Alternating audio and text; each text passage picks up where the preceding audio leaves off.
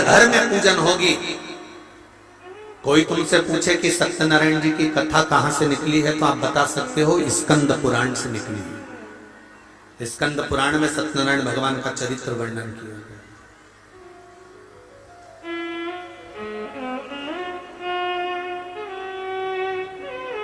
कितने लोग हैं जिनके यहाँ सत्यनारायण भगवान की कथा होती है? कभी तो हुई होगी, हुई है? चलो रखो। सत्यनारायण भगवान की कथा कौन सी है? पंडित जी जब भी कथा सुनाते हैं उसमें 5 अध्याय सुनाते हैं।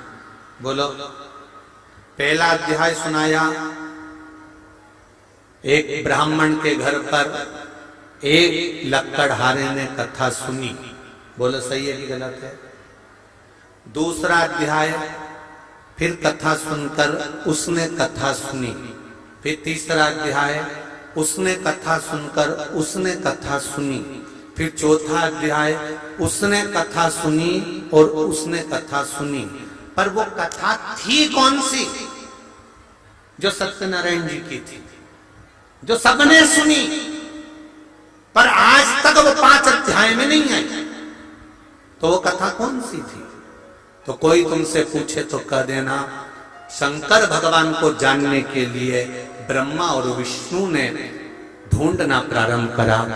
भगवान विष्णु नीचे गए, ब्रह्मा ऊपर गए, केतकी का फूल, गाय सबको लेके ब्रह्मा जी आए। नीचे खड़े हुए भगवान विष्णु से ब्रह्मा जी ने पूछा कि तुम्हें भगवान शंकर के चरण मिले? तो भगवान विष्णु ने कह दिया कि मुझे चरण नहीं मिले।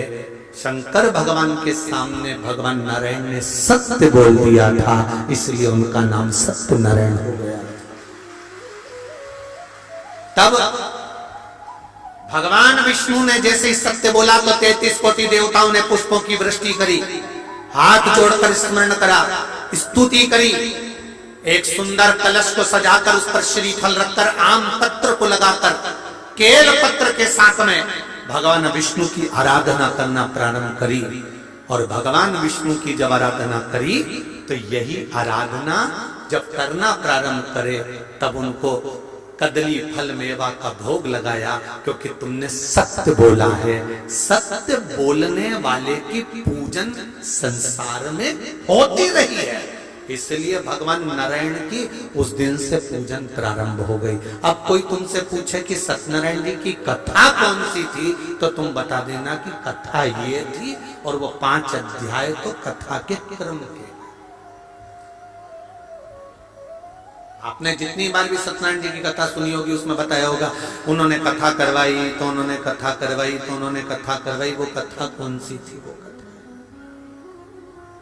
कथा ये